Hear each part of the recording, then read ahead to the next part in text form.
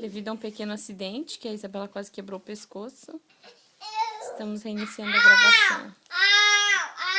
Cuidado, tá?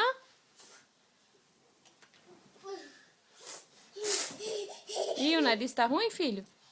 Isabela, cuidado, filhinha. Peraí, Samuel, espera ela sair dali, tá, filho?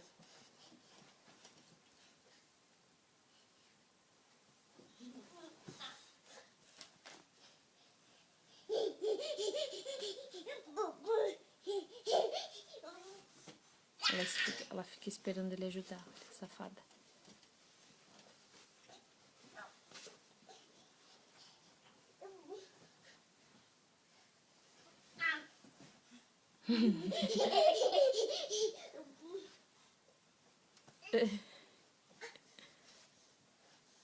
Que lindo.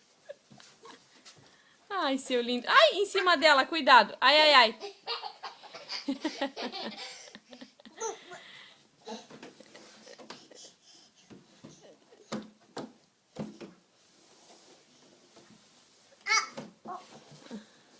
E ela lidera a brincadeira.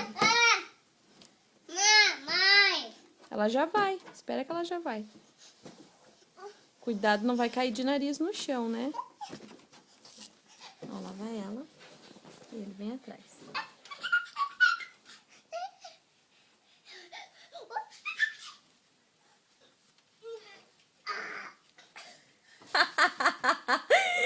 Ai, ai, ai.